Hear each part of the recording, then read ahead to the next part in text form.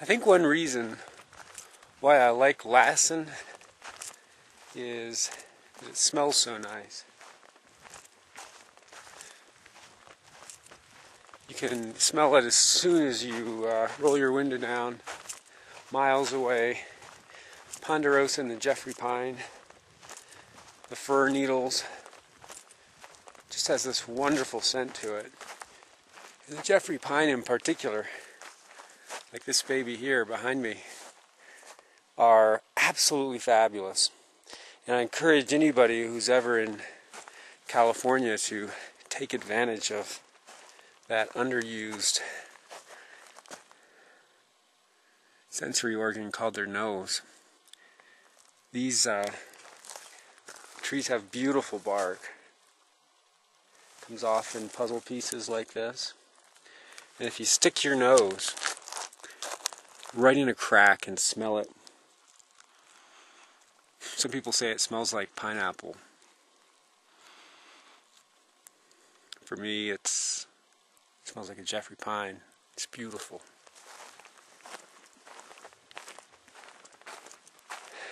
Over here, behind me, you see this beautiful lava flow. It's called the Fantastic Lava Beds. And they are fantastic to look at.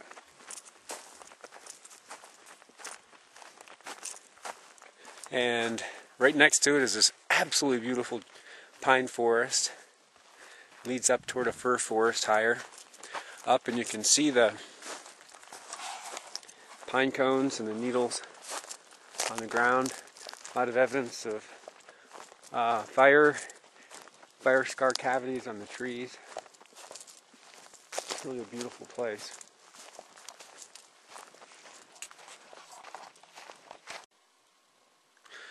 So another really sweet thing about the pine forests here of Lassen is they support this really beautiful yellow lichen.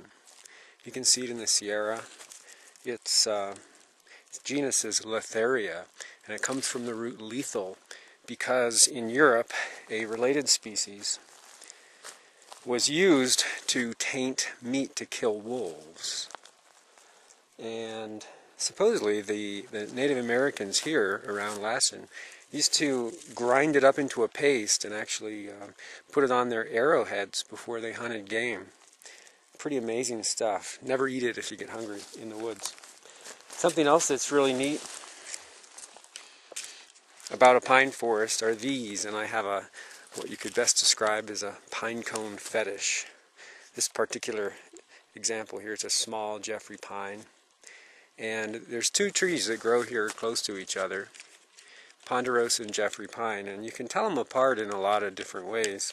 But one of the best ways is just to pick up a pine cone, and if you can hold it tight when it's open, not when it's closed after a rain, but if you can hold it tight, those little spines that are at the end of the bracts are not going to poke you.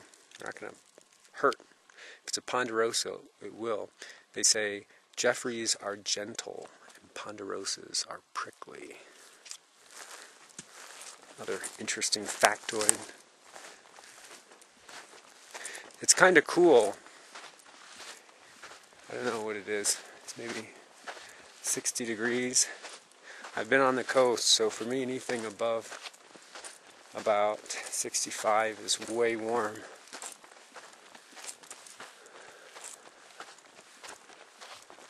Last time I was here was 10 years ago, and I've learned to appreciate certain things more than I did back then.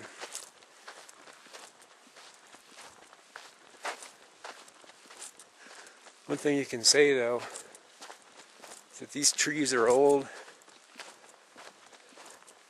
This place just has that eternalness to it because of the interesting geology.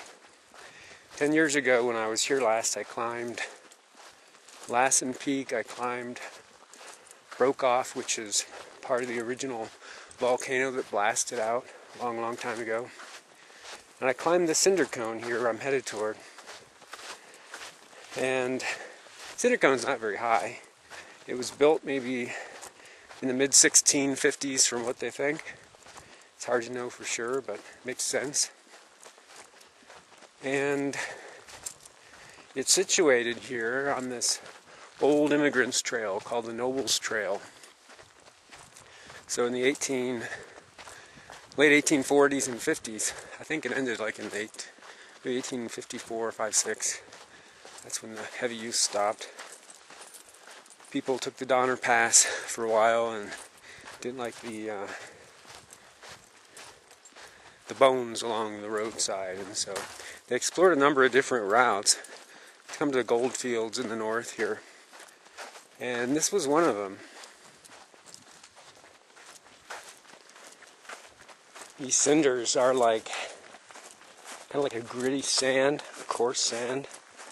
It's a little bit hard to walk through. Looks like they've had a fire in here kind of recently. I can smell it.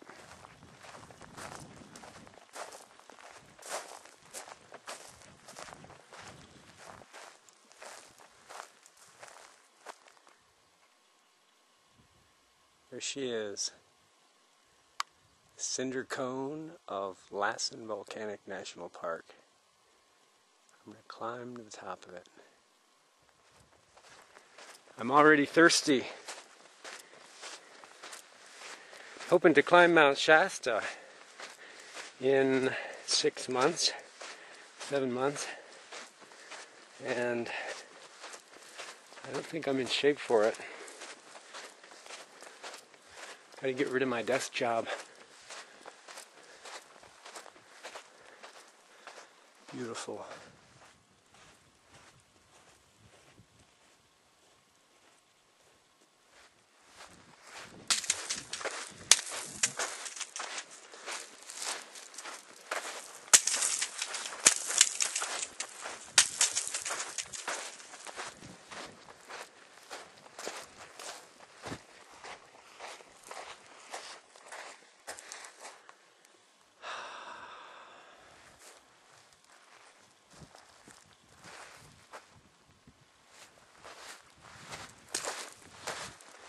Got cinders in my shoes.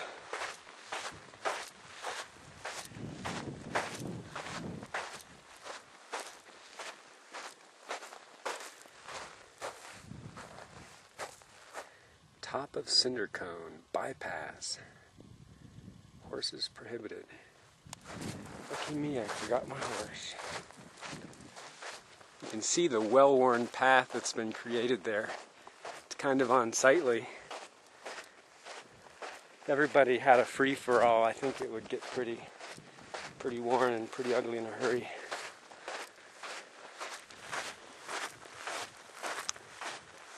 I've been thinking a lot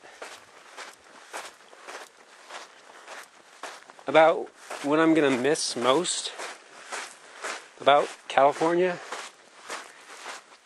You just don't see views like this anywhere. And we haven't even climbed up it yet. It's going to be hard to leave the smells completely behind. The beautiful scenery, the beautiful people. But I think what I'm worried about missing most is me. Not being here. People change based on the places they live in. And for better or worse, I've become a little bit Californian. And parts of that I really like. And I don't want to lose it. It's going to be hard.